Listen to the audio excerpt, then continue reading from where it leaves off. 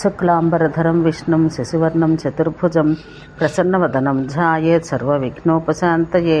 కృష్ణాన్న ప్రాసన వర్ణన నామకరణ ప్రస్తావనంలో శ్రీ నారాయణ మహర్షి ఇట్లా పలికెను: ఓ నారద మహాముని, కృష్ణ మహిమ తెలుపు ఇంకొక సంఘటన చెబుతాను వినుము.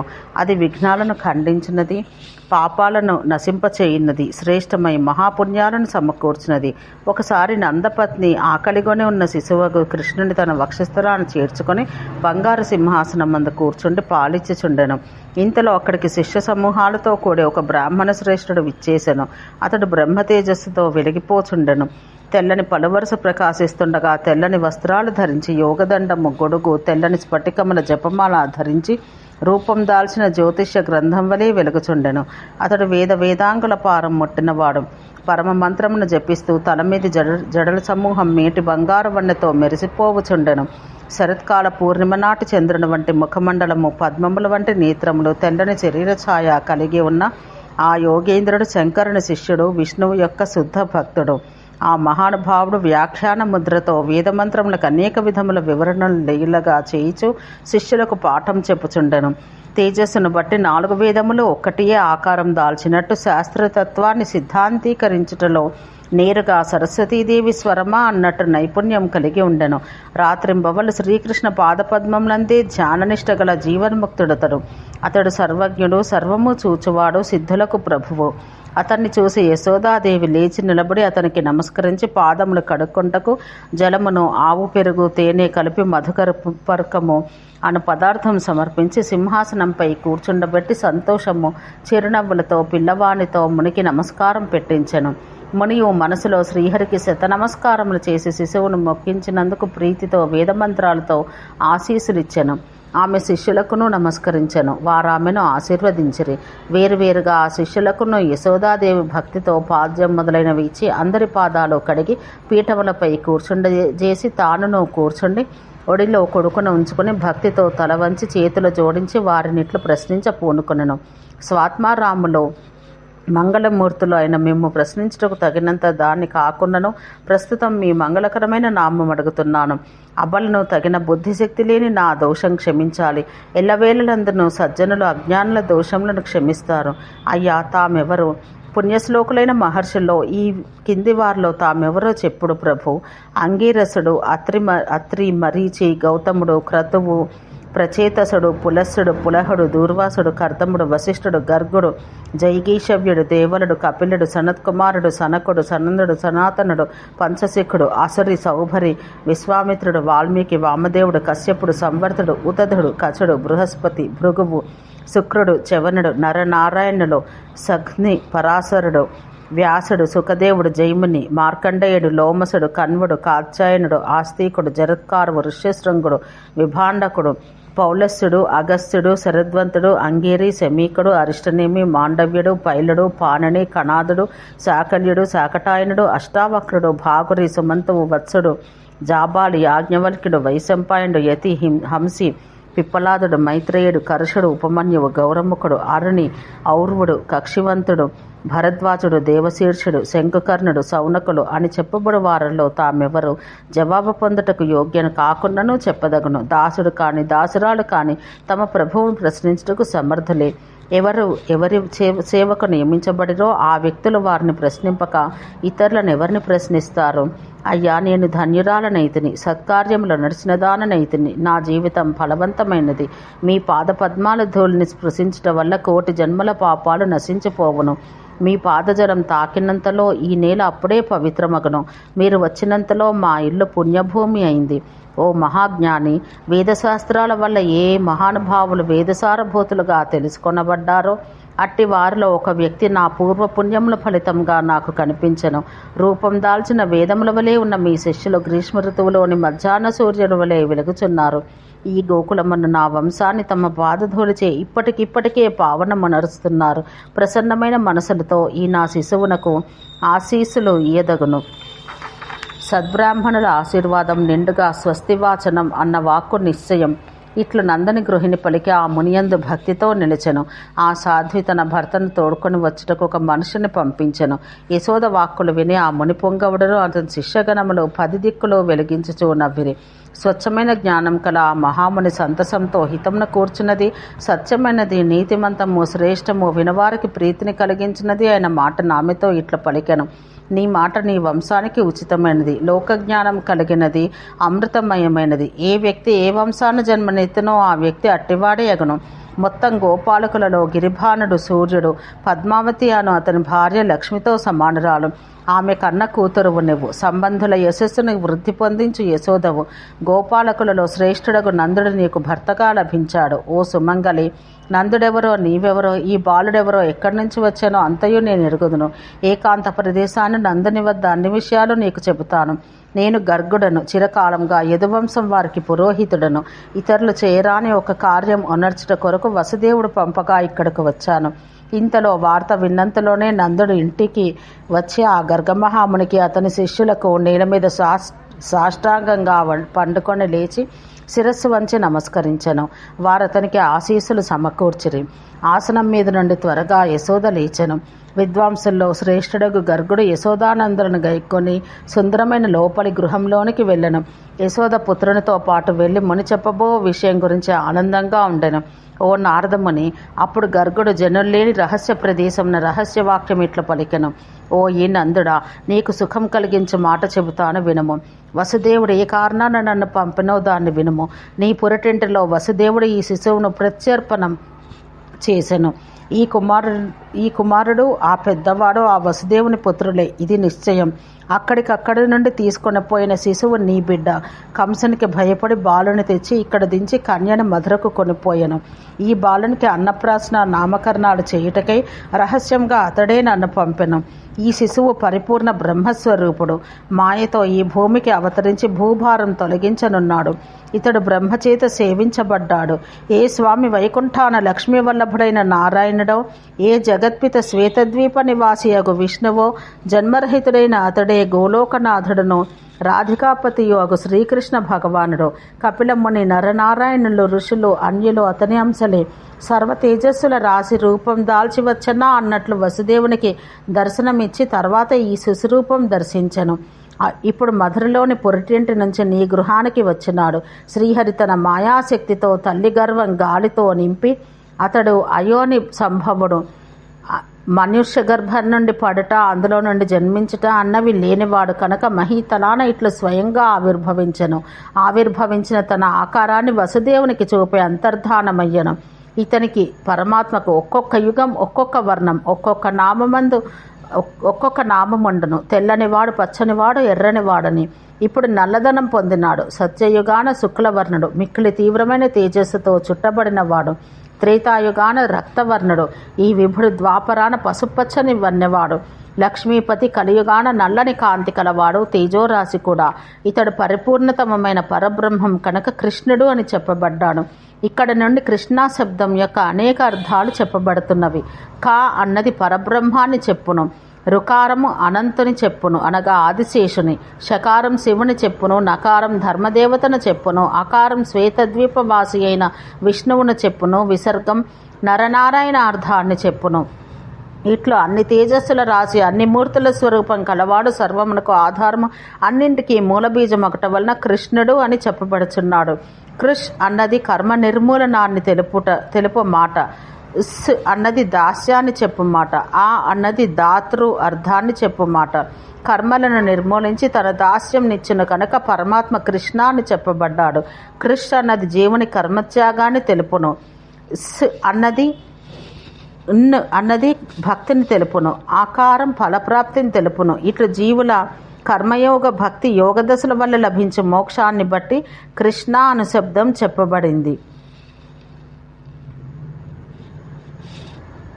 కృష్ అన్నది కర్మ నిర్మూలనను, కర్మలను నశింపచేయుటకు తెలుపు మాట.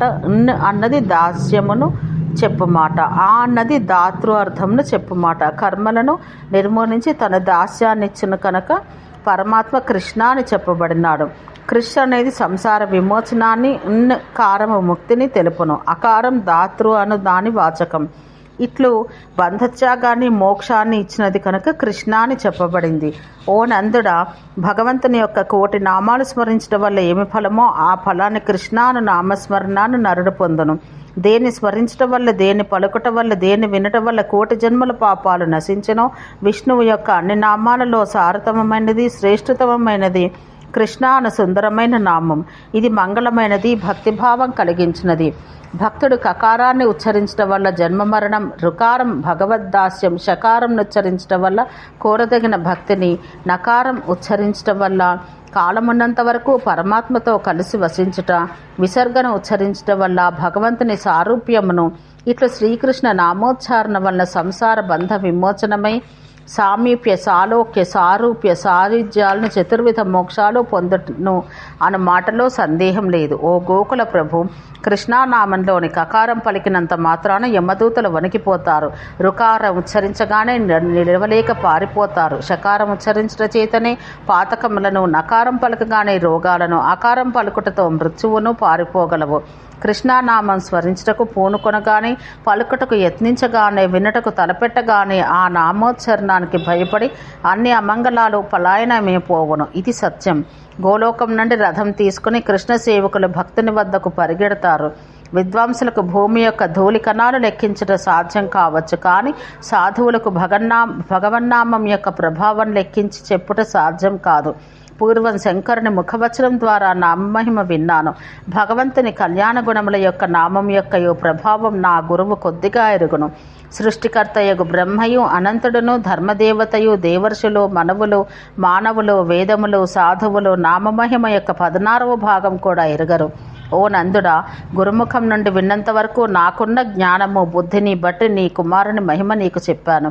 కృష్ణుడు పీతాంబరుడు, కంసధ్వంసి, విష్టరస్రవసుడు, దేవకీనందనుడు, శ్రీసుడు, యశోదానందనుడు, హరి, సనాతనుడు, అచ్యుతుడు, అనంతుడు, సర్వేశుడు, సర్వరూపధరుడు, సర్వార్థధారుడు, సర్వగతి, సత్వకారణ కారకుడు, రాధాబంధువు, రాధికాత్ముడు, రాధికా జీవనుడు, రాధా ప్రాణం, రాధికేశుడు, రాధికా రమణుడు, రాధికా సహచారి, రాధా మానస పూరణుడు, రాధాధనం, రాధికాంగుడు, రాధికాసక్త మానసుడు, రాధికా చిత్తచోరుడు, రాధా ప్రాణాధికుడు, ప్రభువు, పరిపూర్ణతమైన పరబ్రహ్మ, గోవిందుడు, గరుడధ్వజుడు. ఇవి కృష్ణనామాలు. ఇవి జన్మ మరణాలను నశింపచేయునవి. శుభమైన చూపకల నందుడా, నా వల్ల విన్న ఈ నామాలని హృదయాన నిలుపుకొనుము. నేను విన్న ప్రకారం నీ చిన్న కుమారుని నామాలు నిరూపించి తిని. పెద్దవాడైన హరి యొక్క నామాల సంకేతాన్ని నా వల్ల వినుము. గర్భ సంకర్షణం వలన సంకర్షణుడు అన్న నామం చెప్పబడింది. వేదాలలో ఇతని మహిమకు అంతులేనందువల్ల అనంతుడు అని చెప్పబడ్డాడు. బలాతిశయం వలన బలదేవుడని, హలధారణం వలన హలి అని పేరు వచ్చింది. నల్లని వస్త్రాల వల్ల శితివానుడు అనియు, ముసలము అను ఆయుధం ధరించుటచే ముసలి అనియు, రేవతీదేవితో సుఖించినందున రేవతీ రమణుడని నామం ఏర్పడింది. రోహిణీదేవి గర్భాన జనించినందున రౌహిణేయుడను పేరు వచ్చింది. ఇట్లుగా నేను విన్న జ్యేష్ఠపుత్రుడి నామాలు తెలుపబడ్డవి. ఇక నేను వెళతాను. నందుడా, నీ మందిరాన సుఖంగా ఉండము అను గర్గ బ్రాహ్మణుని మాటలు విని నందుడు చేష్టలు లేక నిలిచెను. యశోద ఆశ్చర్యపడెను. బాలకుడు స్వయంగా నవ్వెను. నందుడు వినయంగా నమస్కరించి భక్తితో తన తల వంచి చేతులు చేర్చి దోసిలి పట్టి అతనితో ఇట్లనెను. స్వామి, నీవు వెళ్ళిపోతే ఈ శిశువులకు చేయవలసిన సంస్కార కర్మ ఏ మహాత్ముడు చేయను? స్వయంగా నీ శుభమైన దృష్టితోనే చూసి నామకరణ, అన్నప్రాసన కర్మలు చేయము. రాధా ప్రాణతికుడు అని 10 నామములు చెప్పితేవే, వాటిలో రాధా అనే వ్యక్తి ఎవరి కూతురు? నందుని ఈ వాక్కులు విని గర్గముని నవ్వెను. మిక్కలి దాగి ఉన్న రహస్యతత్వం నీకు చెబుతాను. నందుడా, పురాతనమైన ఇతిహాసం చెబుతాను. గోలోకాన జరిగిన ఈ వృత్తాంతాన్ని శంకరుని ముఖతః నేను విన్నాను. శ్రీరామునికి, రాధాదేవికి గోలోకాన పెద్ద కలహం జరిగింది. దైవికంగా ఏర్పడ్డ శ్రీరాముని శాపం శ్రీకృష్ణుని అర్ధాంగం నుండి సంభవించిన గోలోక నివాసిని, శ్రీహరికి అన్ని విధాలా పోలిన సతీమణి, అయోని సంభవురాలు, మూల ప్రకృతి ఈశ్వరి అయిన ఆమె శ్రీహరి ఆజ్ఞ వల్ల ఇప్పుడు ఈ గోకులమున తన మాయాశక్తితో తల్లి గర్భమున కేవలం వాయువుతో నింపి జన్మించవలసిన కాలమున వాయువు బయటకు వచ్చు వేళలో తాను శిశురూపం ధరించి శ్రీకృష్ణుని ఉపదేశం అనుసరించి భూమి మీద ఆవిర్భవించినది. ఈమె తండ్రి వృషభానుడు, తల్లి కళావతి. శ్రీకృష్ణుని తేజస్సు యొక్క అర్ధభాగం ఆకారం దాల్చిన ఈ సాధ్వి గోకులంలో శుక్లపక్షంన చంద్రకళ వృద్ధి పొందినట్టు పెరుగుచున్నది. ఒక పరబ్రహ్మమూర్తియే రెండుగా అయినది. భేదమన్నది వేదమందు నిరూపించబడినది. ఈ శిశువు స్త్రీ, ఆ శిశువు పురుషుడో, ఆ శిశువు స్త్రీ, ఈ శిశువు పురుషుడో, రెండు రూపంలో తేజస్సు, రూపము, గుణము, పరాక్రమము, బుద్ధి, జ్ఞానం, సంపద అన్న వాటిని బట్టి ఒకదానికొకటి సమానమైనవే. భూమి మీదకి అతని కన్నా ముందు ఆమె వచ్చట వల్ల వయసులో ఆమె పెద్దది. ఇతడు ఆమెను ఎల్లప్పుడూ తలంచుచుండును. ఆమె ఈ ప్రియుని ఎప్పుడూ స్మరించుచుండును. ఆమె ఇతని ప్రాణములతో నిర్మించబడింది. ఆమె ప్రాణాల చేత ఇతడు రూపం దాల్చినాడు. ఇతడు రాధను అనుసరించి గోకులానికి వచ్చుట శ్రేష్టం. పూర్వం తపస్సు చేసిన వారి ప్రార్థన స్వీకరించినందున దాన్ని సార్థకం చేయుటకు కంసుని భయమన్నది ఒక మిషగా చేసి వరదానమన్న ప్రతిజ్ఞను పాలించుటకే శ్రీహరి గోకులానికి వచ్చినాడు. భయమునే శాసించే స్వామికి ఇతరుల వల్ల భయం ఎక్కడిది? రాధా శబ్దం యొక్క వ్యుత్పత్తి సామవేదాన చెప్పబడింది. ఆ అర్థమును నారాయణుడు తన నాభికమలమందున్న బ్రహ్మకు చెప్పెను. ఆ బ్రహ్మ తన లోకమును శంకరునికి చెప్పెను. పూర్వం కైలాస పర్వతం శిఖరం మీద మహేశ్వరుడు నాకు చెప్పెను, ఓ నందుడా, దేవతలకు దుర్లభమైన ఆ అర్థం నీకు చెబుతాను వినుము. శ్రేష్టమై ముక్తినిచ్చు దీన్ని సురలు, అసురులు, మునీంద్రులు వాంఛిస్తారు. రకారం జన్మ పరంపర వల్ల ఏర్పడు పాపాన్ని, పుణ్యపాప కర్మల వల్ల కలుగు స్వర్గ నరక రూపమైన శుభాశుభములు తెలుపును. ఆకారం గర్భవాసం, మృత్యువు, రోగములను తొలగించుటకు తెలుపును. ధకారం ఆయుషహానిని, దాని మీద ఆకారం జీవనకు అనాది నుండి ఉన్న సంసార బంధం నశించుటను తెలుపును. ఇట్టి రాధా శబ్దాన్ని విన్నను, స్మరించినను, ఉచ్చరించినను భవబంధాలు నశించును. ఇది ఒక అర్థం. రకారం శ్రీకృష్ణ పాదపద్మములందరి నిశ్చలమైన దాస్యభక్తిని ఎల్లరిచే కోరబడు సదానందాన్ని, అణిమ మొదలగు సర్వసిద్ధులను, పరమాత్మను చెప్పును. ధకారం కాళతత్వం ఉన్నంత వరకు జీవునికి పరమాత్మతో కలిసి వసించు స్థితిని, సాలోక్య సారూప్యములను, శ్రీహరితో సమమైన తత్వజ్ఞానాన్ని అన్నింటినీ ఇచ్చటను తెలుపును. ఆకారం శ్రీహరి అందున్నట్లు యోగధారణ బుద్ధిని, దానివల్ల కలుగు యోగశక్తిని, తేజస్సును, సర్వకాలము హరిస్మృతిని ఇచ్చటను తెలుపును. ఇంత శక్తి గల రాధా శబ్దాన్ని వినటం వల్ల, పలుకటం వల్ల, స్మరించటం వల్ల, ఆ పనులకు ప్రయత్నించినందువల్ల అజ్ఞాన సమూహం, పాపరాశి, రోగాలు, శోకాలు, మృత్యువు, యముడు వణికిపోతారు. ఇందు ఎట్టి సందేహము లేదు. రాధా మాధవుల యొక్క ఏది నేను విని కొద్దిపాటి వివరణం నాకున్న జ్ఞానాన్ని బట్టి నేను చెప్పాను. సంపూర్ణంగా చెప్పుటకు సమర్థుడను కాను. ముందు ముందు సృష్టికర్తకు బ్రహ్మ పురోహితుడుగా ఆనందంతో అగ్నిసాక్షిగా బృందావనంలో ఈ ఉభయుల వివాహం జరగగలదు. అవతార ప్రయోజనమైన దివ్యలీలను శ్రీకృష్ణ కథా సంగ్రహాన్ని గర్గముని తెలుపుచున్నాడు. కుబేరుని పుత్రుల శాపమోక్షణం, మద్ది చెట్టు కూల్చుట, పాలు, పెరుగు, వెన్నెలు దొంగిలించి తినుట, ధేనుకాసుర సంహారం, అరణ్యాన తాళఫలాలు భుజించుట, బకాసురుని, ప్రలంబాసురుని, గుర్రము రూపున వచ్చిన కేసి అని రాక్షసుని సంహరించుట, బ్రాహ్మణ స్త్రీలను భర్తల నిర్బంధం నుండి విడిపించి వారిచ్చిన విందులు భుజించుట, ఇంద్రుని గురించి గోపాలకులు తలపెట్టిన యాగం మాపుట, ఇంద్రుని వర్షబాధ నుండి గోకులంను రక్షించుట, గోపికల వస్త్రములు అపహరించుట, వారి చేత కాత్యాయని వ్రతం చేయించుట, వారికి తిరిగి వస్త్రాలిచ్చి వరములిచ్చుట, వారి మనసులు హరించి వశం చేసుకొనుట, మిక్కిలి రమ్యమైన అందరికీ హర్షమును వృద్ధిపరచినటువంటిదైన రాసోత్సవం.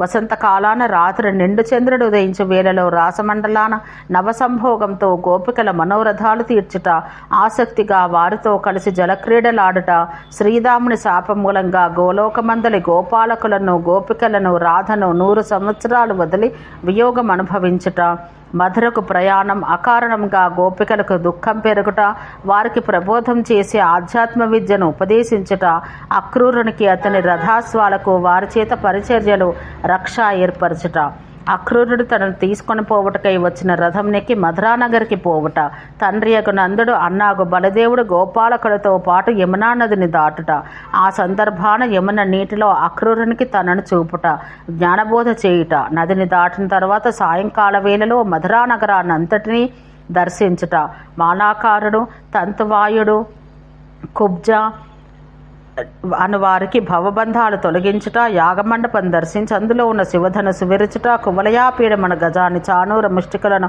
మల్లులను సంహరించుట, రాజదర్శనం చేయుట, కంసుని సంహరించుట, వెంటనే తల్లిదండ్రుల సంఖ్యలో విడిపించుట, మీకు జ్ఞానబోధ చేయుట, ఉగ్రసేనుని పట్టాభిషిక్తుని చేయుట, అతని భార్యలకు కోడండ్రకు జ్ఞానబోధ చేసి దుఃఖం పోగొట్టుట, అన్నయ్యకు బలరాముడు తాను ఉపనయనం చేసుకోవడం, సాందీపని గురువు ద్వారా విద్యాభ్యాసం చేయడం, ఆ గురువుకు చచ్చిన పుత్రులను బ్రతికించి ఇవ్వడం, మరలా మధురకు వచ్చుట, దుష్టుడైన యవనుని సైన్యాలు వంచుట, ముచుకుందునకు మోక్షప్రాప్తి, ద్వారకానగర నిర్మాణం, ఆసక్తితో యాదవ సమేతంగా ద్వారకానగరాన ప్రవేశించుట, రాజస్త్రీలను వివాహమాడి వారితో కాపురం చేయుట, సౌభాగ్య వృద్ధి, పుత్ర పౌత్ర వృద్ధి, సమంతకమణికి చెందిన అసత్యమైన అపవాదు వచ్చుట, దాన్ని తొలగించుకొనుట, పాండవులకు తోడుగా నిలుచుట, ధర్మరాజు యొక్క రాజసూయ యాగం లీలగా నిర్వహించుట, భూభారం తొలగించుట, పారిజాత వృక్షం తెచ్చుట, ఇంద్రుని గర్వం అనుకుట, సత్యభామ వ్రతాన్ని పూర్తిగా వించుట, బాణాసురుని భుజాలు నరికివేయుట, శివ సైన్యాన్ని మర్దించి శివుని ఉద్రేకం ఆపుట, బాణాసురుని బిడ్డతో పాటు అనిరుద్ధుని బంధమును విడిపించి తెచ్చుట, కాశీని కాల్చుట, కుచేల బ్రాహ్మణుని దారిద్ర్యాన్ని పోగొట్టుట, మరి యొక్క బ్రాహ్మణునికి చచ్చిన పుత్రుల్ని తెచ్చి ఇచ్చుట, దుష్టజన సంహారం, తీర్థయాత్రలు చేయటం, గోకులంలోని నంద యశోదరను దర్శించుట, రాధతో పాటు మరలా వ్రజానికి వచ్చుట, ద్వారకానగర జననం అంతటినీ ప్రయాణం చేయించుట, శ్రేష్టమైన నారాయణాంశతో భూలోకాన సర్వము ఇట్లా నిర్వహించి ఈ నాథుడు జగన్నాథుడు రాధతో పాటు గోలోకమునకేగును, నీతో కలిసి నారాయణుడు వైకుంఠమును పొందును, ఇక్కడ గోలోకమున జరగబోవునని చెప్పినాను. నరనారాయణ ఋషులు ఇద్దరు ధర్మ గేహమునకి ఏగుదురు, విష్ణువు పాల సముద్రానికి ఏగును. ఓ నందుడా, ఈ తీరుగా వేదమందు నిర్ణయించిన భవిష్యత్తు నీకు చెప్పబడింది. ఓయి, ఎందుకొరకు ఇక్కడకు నేను వచ్చానో దాన్ని వినము. రాబోవు మాఘశుక్ల చతుర్దశి నాడు శుభకాలాన నీవి బాలురకు అన్నప్రాసన, నామకరణలు అను కర్మలు చేయుము. ఆనాడు గురువారం రేవతి నక్షత్రం, రేవతి శుద్ధమైన చంద్ర నక్షత్రం. చంద్రుడున్న మీనలగ్నాన లగ్ననాథుడు పూర్ణంగా దర్శనముకు దినమందు ఉత్కృష్టమైన వనజి యోగం, మనోహరమైన శుభయోగం కలిసి ఉన్న సుదుర్లభమై అన్నిట శ్రేష్టమై ఉపయోగకరమైన దినాన విద్వాంసులతో ఆలోచించి సంతోషయుక్తుడవై శుభకర్మ చేయుము అని చెప్పి గర్గమునీశ్వరుడు లోపలి ఇంటి నుండి బయటికి వచ్చాను. అది విని యశోదానందులు హర్షం పొంది ఆ శుభకార్యం చేయుటకు తగు ప్రయత్నాలు చేసిరి. ఇంతలో గర్గముని దర్శించుటకై గోపాలకులు, గోపికలు, బాలబాలికలు నందమందిరానికి వచ్చిరి. గ్రీష్మ ఋతువులో మిట్ట మధ్యాహ్నం వెలుగుతున్న సూర్యుని తేజస్సుతో అతడు వెలుగుచుండెను. నందుని భవనంలోని అలంకార సామాగ్రిని చిరునవ్వుతో చూచుచుండెను. యోగముద్ర ధరించి స్వర్ణ సింహాసనంపై కూర్చుండి ఉండెను. భూత భవిష్యత్తులను అప్రత్యక్షంగా ఉన్న వర్తమానాన్ని జ్ఞాననేత్రంతో చూస్తూ ఉండెను. మంత్ర జపశక్తి వల్ల హృదయాన్ని స్థిరపడి ఉన్న భగవంతుని చూచుండెను. బయట యశోదవుడిలో ఉన్న తన హృదయమందున్నట్లే చిరునవ్వుతో ఉన్న శిశువును తన గురువగు మహేశ్వరుడు ఒసగిన యోగం వల్ల ఏ రూపాన్ని తాను చూడగలిగనో అట్టి భగవంతుని దర్శించి నిండు తృప్తితో తన మనోరథం నెరవేరగా పులకాంకురంలో ఆనంద బాష్పంలో కలవాడై భక్తి సాగరాన మునిగి ఉన్నవాడిని ధ్యానయోగంతో హృదయమందలి స్వామికి పూజను ప్రణామములు చేయుచున్న వాణ్ణి ఇటువంటి గర్గుని దర్శించి వారు అతనికి ప్రణామాలు చేసిరి. అతడు వారికి ఆశీస్సులు ఇచ్చెను. ముని ఆసనమందుండెను. వారు తమ ఇండ్లకు పోయిరి. నందుడు ఆనందపూర్ణుడై అంతటి దూరమందున్న బంధువులకు శుభపత్రికలు రాయించి దూతలను పంపెను. కుమారుని అన్నప్రాసన సందర్భాన నందుడు ఆసక్తితో పెరుగు, పాలు, నెయ్యి, బెల్లం, నూనె, తేనె, వెన్న, మజ్జిగ, శర్క, రాజుల పానకం అను పదార్థాలను విస్తారమైన అతి పెద్ద పాత్రల్లో నిండుగా నింపించెను. శాలి తండూలములు, ఎత్తైన 100 పర్వతాలు, అటుకులు 100 పర్వతాలు, అన్ని రకాల లవణాలు 7 పర్వతాలు, శర్కర యొక్క పర్వతరాశులు 7, 1,00,000 పర్వతరాశులు 7, లడ్ల పర్వతరాశులు 7, పండిన పండ్లు 16 పర్వతరాశులు, ఎవర పిండితో గోధుమల పిండితో వండిన లడ్లు, అరిసెలు, పర్వతమంతటి రాశులు, స్వస్తికము అను పిండి వంటలు, అనేక పర్వతాలు, కపర్ధకములను పర్వతరాశులు 7 సిద్ధం చేయించెను. సుగంధ చూర్ణ మిశ్రితమై పరిమళిస్తున్న మంచినీటితోనూ చందనము, అగురు, కస్తూరి, కుంకుమ పువ్వు వంటి పరిమళ పదార్థములతోనూ నిండి కర్పూరాది తాంబూల ద్రవ్యములు గల ఒక విస్తార మందిరం ద్వారములు లేకుండా ఏర్పాటు చేయబడెను. నానావిధ రత్నాలు, బంగారము, ముత్యాలు, అందమైన పగడాలు సంతసంతో సమకూర్చబడెను. నానా విధాలైన సుందర వస్త్రాలు, ఆభరణాలు సిద్ధపరచెను. భవనం యొక్క ముందు భాగాన చక్కగా కసపూడ్చి సుందరంగా చందన ద్రవంతో అలికి అరటిబోదలు నిలిపి సన్నని వస్త్రంతో గురించి లేత మామిడి ఆకుల తోరణాలు అంతటా వేలాడదీసెను. పండ్లు, చిగుళ్ళు, చందనం, అగరు, కస్తూరి పూలమాలలతో అలంకరించిన మంగళ పూర్ణ కుంభాలు అక్కడ పెట్టబడను. పుష్పమాలలు, ఉత్తమ వస్త్రములు రాసులు రాసులుగా విరాజిల్లుచుండెను. మధుపర్క ద్రవ్యాలు, ఉత్తమ ఆసనాలు, ఫలములు, జలకుంభాలు రాసులుగా ఉండెను. కన్నులకు చూడముచ్చటగా ఉన్న అనేక రకాలైన ఇతరత్ర లభించని వాద్యాలు, ఢక్కలు, దుందుబులు, పటహాములు, మద్దెలలు, మురజములు, కొమ్ము వాద్యములు, పిల్లన గ్రోవులు, బూరలు, కంచుతాళములు, శరయంత్రములు మ్రోగించబడుచుండెను. విద్యాధర స్త్రీలు నృత్యం చేయి తుమ్మెదలవలే పాడుచు గుండ్రంగా తిరుగుచుండరి. గంధర్వ నాయకులు రాగతాళాలతో సంగీతం పాడుచుండరి. స్వర్ణసింహాసనం సమకూర్చుట, రథములు తిరుగుట వల్ల పెద్ద ధ్వని ఏర్పడెను. ఇంతలో ఒక వార్తాహరుడు సంతసంతో వచ్చి, అయ్యా, మీ బంధువులు గోపాలరాజులు, గోపాలురు గుర్రాల మీద, ఏనుగుల మీద, రథాల మీద చేరవచ్చినారు. రత్నాలంకార భూషితులైన రాజకుమారులు కూడా చేరవచ్చినారు. గిరిభానుడు తన అంతఃపుర స్త్రీలను, దాసదాసీ జనాన్ని, అనేకములైన రథాలను, ఏనుగులను, గుర్రాలను, పల్లకీలను వేలకు మించి తీసుకువచ్చినాడు.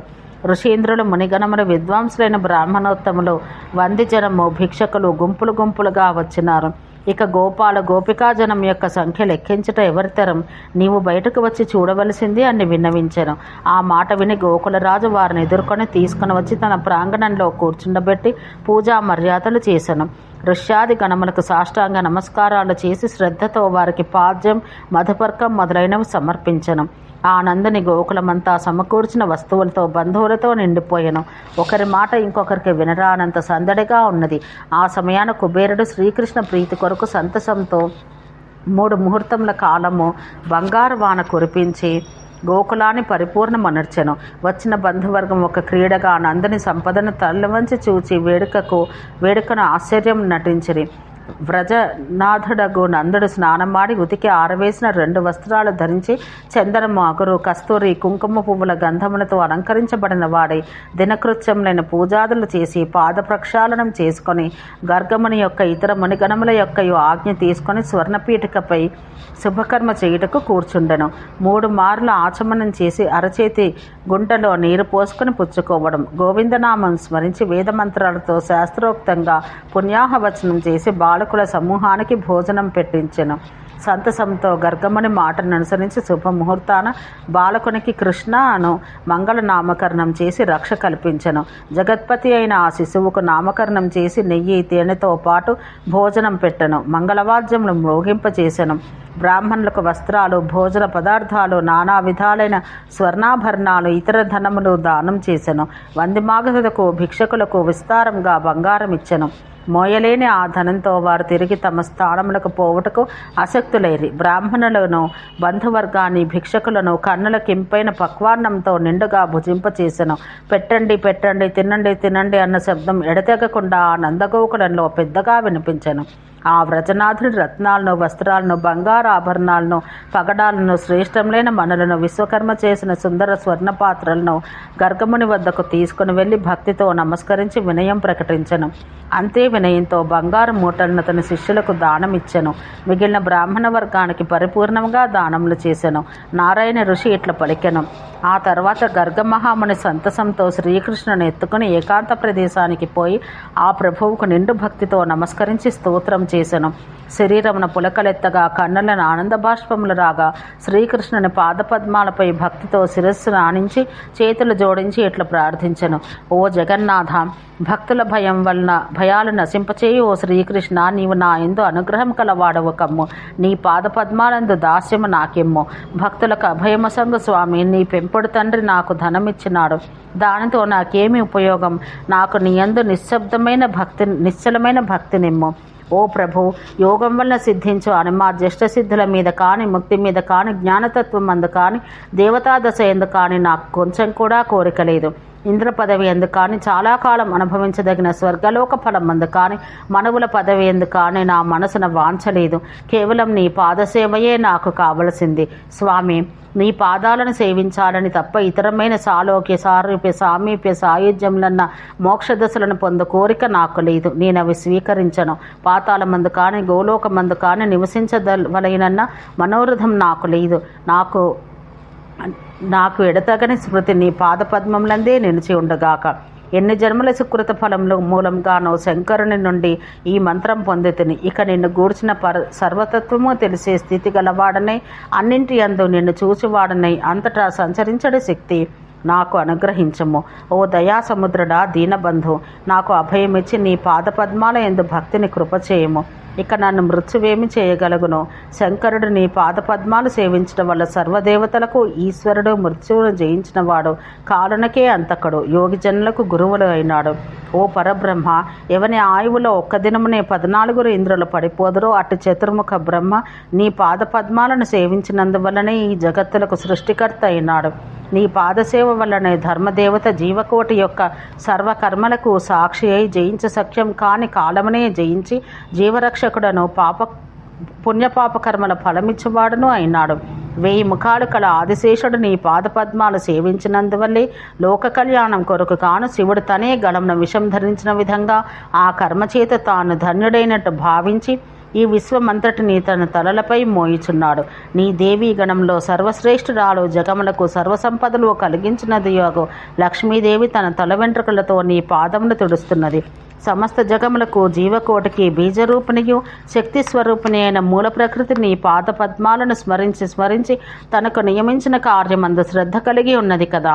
సర్వదేవ స్త్రీ స్వరూపిణి, ప్రాణులకు బుద్ధి శక్తి రూపిణి అయిన పార్వతీదేవి నా పాదపద్మాలను సేవించటం వల్లనే మంగళుడైన పరమేశ్వరుని తన ప్రియునిగా పొందగలిగింది.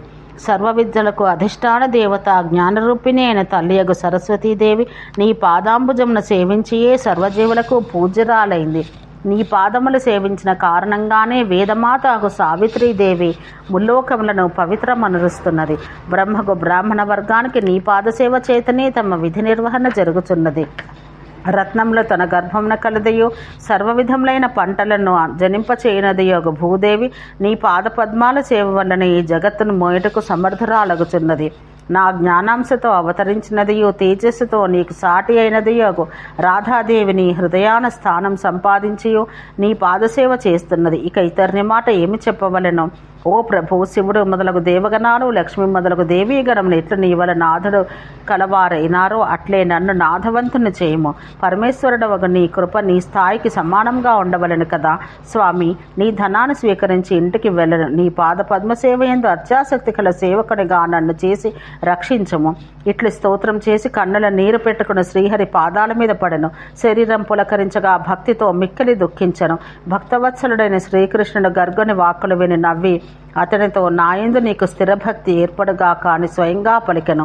గర్గ మహర్షి కృతమైన ఈ స్తోత్రం ప్రాతకాలం, మధ్యాహ్నం, సాయంకాలం అను 3 సంధ్యా సమయంలో ఏ నరుడు పఠించునో అతడు శ్రీహరియందు దృఢమైన భక్తిని, నిశ్చలమైన స్మృతిని, శ్రీహరి దాస్యం చేయి భాగ్యంను పొందగలుగును.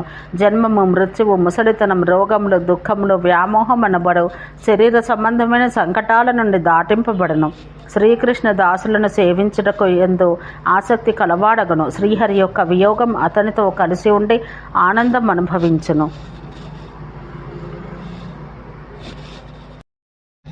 తిలోత్తమ ఇట్లు పలికెను. ఈ విధంగా ఎట్లు పలుకుదవు? నీవు నాకు కాంతుడవు, ప్రాణాధికంగా ప్రియుడవు. కోపించితవా ఏమి? అదిట్లు నీకు ఇష్టమైన కార్యము నడుచుము. నిన్ను కాదని నేను చంద్రుని వద్దకు ఎగినా నీ శాపం వల్ల నాకు అక్కడ వెంటనే విఘ్నం ఏర్పడను.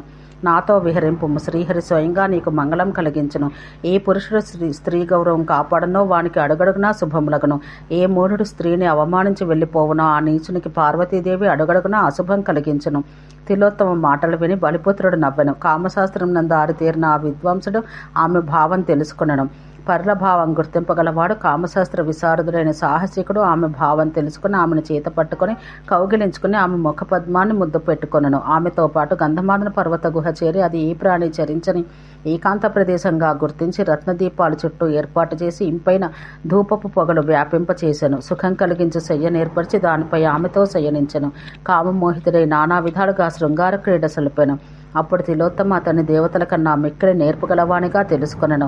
అప్పుడు ఆ రసికనాయక విపరీత రతి నడిచి తృప్తి పొందెను. కొత్త కూటంలోని సుఖంతో మూర్ఛితురాలై రాత్రి పగలు తెలియకుండెను. తిలోత్తమ తన ప్రాణేశుడైన బలిపుత్రుని కామభావంతో తన స్తనమండలంపై చేర్చుకున్న ఆనందంతో ఇట్ల పలికెను. ఓ కాంతుడా, మనోహరమైన నీ ముఖచంద్రుని మరల ఎప్పుడు దర్శింపగలను? ఇటువంటి శుభదినం మరల ఎప్పుడు వచ్చును? ఓ దానవరాజా, ఏమి నీ రూపం, ఏమి నీ గుణం, నాకు ఆశ్చర్యంగా ఉంది. నిజంగా నీవు శృంగారకేలి యందు నిపుణుడవు. నిన్ను మించిన వాడెవరూ లేరు. కాలం గడవగా నీవు నన్ను మరిచిపోదవు. అవును, పురుషుడు పుష్పాలపై విహరించే తుమ్మద వంటి వాడు. స్త్రీలకైతే సత్పురుషుని ఆలింగన సుఖం ప్రాణాలున్నంత వరకు మనసులో నిలిచి ఉండను.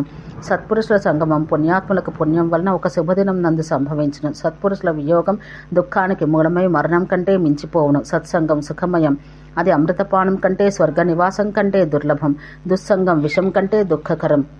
ఓ మహారాజా, క్షణం సేపు నిలువుము, మరలా నన్ను కౌగిలించుకొనుము. నీతో పాటు నా మనసు ప్రాణంలో ప్రయాణమైపోతున్నవి అని ఇట్లా పలికి ఆ కులట ఆదరంతో అతన్ని తన వక్షాన ఉంచుకుని అతని శరీర సంగమం వల్ల పులకరించి ఆ సుఖంలో మూర్ఛపోయాను. ఆ కులట యొక్క ఆలింగన ఆలాపాలకు అతడు మిక్కిలి కాముకుడైనాడు. మండుచున్న అగ్నిహోమ పదార్థాల్లో అధికంగా మండినట్టు వాని కామం పెరిగెను. ఓ నారద, ఆ అసురుడు మరలా 8 రకాల శృంగారంను ఏ స్థానమందు ఏ విధము ఉచితమో అట్లు 9 విధముల చుంబనము, నఖములతో, దంతములతో, హస్తములతో ఆచరించవలసిన క్రియలను ఆచరిస్తూ మరలా ఆమెతో క్రీడించెను. ఆ క్రీడలో ఆమె ధరించిన మొలనూలి మువ్వల ధ్వని, చేతి కంకణాల ధ్వని తీవ్రంగా వ్యాపించెను. ఆ గుహలోనే పుట్టతో కప్పబడిన దూర్వాస మహర్షి మీద వారి దృష్టి పడలేదు. వారతన్ని చూడలేదు. యోగాసనం వేసుకుని పరమాత్మ అయిన శ్రీకృష్ణుని పాదపద్మాలు ధ్యానిస్తున్న ఆ మునికి ఆ ధ్వని వల్ల ధ్యానభంగమయ్యను. ఆ మహర్షి తనకి సమీపానే ఉన్నప్పటికీ వారతన్ని గమనించలేదు. కామం వల్ల వివేకం పోగొట్టుకున్న ఆ కాముకులిద్దరూ జ్ఞానం లేదు కదా. శ్రీకృష్ణ పాదపద్మ ధ్యానంలో ఉన్న ఆ మహర్షి హఠాత్తుగా తెలివికి వచ్చి కన్నులు తెరిచి వెలిగిపోతున్న బ్రహ్మ తేజస్సుతో ఎదురుగా ఉన్న ఆ ఇద్దరినీ చూశాను. రాత్రి పగలు నెరగకుండా కామమోహితుల ఒక్కటిగా కలిసి ఉన్న వారిని చూసి తేజోవంతుడు, షడ్గుణైశ్వర్య సంపన్నుడు, రుద్రుని అంశతో జన్మించిన వాడగు ఆ మునిరాజు కోపం చెందను. తన నిశ్చల సమాధిలో భగవంతుని పాదధ్యానం వల్ల పొందిన ఆనందం విచ్ఛేదమగట వల్ల మనసు ఉద్వేగం పొంది కన్నులు ఎర్రతామర వలె కాగా ఇట్లనెను. ఓ నీచుడా, గాడిదవలే సిగ్గులేని వాడాలెమ్మో, భక్తుల్లో ముఖ్యుడైన బలిచక్రవర్తి పుత్రుడవైన కూడా పశువుతో సమానమయ్యావు. దేవతలు కాని, మానవులు కాని, దైత్యులు, గంధర్వులు, రాక్షసులు కాని తన జాతికి చెందిన వ్యక్తులు పక్కన ఉండగా ఇట్లు ప్రవర్తించుటకు ఎల్లప్పుడూ సిగ్గుపడతారు. ఒక్క పశుజాతికి అట్టు సిగ్గుండదు. అన్ని ప్రాణుల్లో విశేషించి ఖరజాతి సిగ్గు జ్ఞానం లేని జాతి. అందువల్ల ఇంతవరకు దానవరాజుగా ఉన్న నీవిప్పుడే గాడిద జన్మ ఎత్తము. ఓసి తిలోత్తమ, జారణి, సిగ్గులేని దానా, నీవు లెమ్ము. ఈ రాక్షసుని యందు నీకింతటి వ్యామోహమున్నది కనుక నీవు దానవ స్త్రీగా జన్మనెత్తము. కోపంతో మండుతో ఆ ముని అట్లు పలికి అక్కడ నిలిచి ఉండెను. వారిద్దరూ సిగ్గిలి భయపడి వెంటనే లేచి ఆ మునిని స్తుతించిరి. ఓ దయానిధి, నీవు బ్రహ్మ విష్ణువు, నీవు సాక్షాత్తుగా మహేశ్వరుడు, యజ్ఞాల్లో ఆహుతులు స్వీకరించు అగ్నిదేవుడు, నీవు జగత్తుకు వెలుగునిచ్చు సూర్యుడవు, నీవు సృష్టి స్థితి లయాలు చేయగల సమర్థుడవు. ఓ భగవంతుడా, నా అపరాధం క్షమించుము, దయచూడము. ఎప్పుడు కాని మూడుల అపరాధం ఎవడు క్షమించినో అతడు సత్ప్రభువు అని పలికి ఆ దైత్యుడు ఆ ముని ముందు గొంతెత్తి ఏడ్చెను. నోటిలో గడ్డ పెట్టుకుని మునీంద్రుని పాదముల మీద పడెను. త్రిలోత్తమ ఇట్లు పలికెను. ఓ నాథా, కరుణా సముద్రుడా, దీనబంధం, నా మీద దయతలుచుము. ఈ బ్రహ్మ సృష్టిలోని అన్ని ప్రాణుల్లో స్త్రీజాతి మిక్కిలి మూఢజాతి. అంతకంటే మధుమతురాలను ఎల్లప్పుడూ కామాశక్తి గలదాన్ని జారణిని. కాముకడకు లజ్జ కాని, భయం కాని, వివేకం కాని ఉండవు స్వామి అని పలికి పెద్దగా ఏడ్చి మునిని శరణుజొచ్చెను. ఈ భూమి మీద ఎవరికీ కూడా ఆపద రాకముందు జ్ఞానం కలగదు. ఆ ఇద్దరి వ్యాకులను చూసి ఆ మునికి దయ ఏర్పడెను. ఓ దానవ, తీవ్రమైన శాపం కాని, అనుగ్రహం కాని దైవికంగా సంభవిస్తుంది.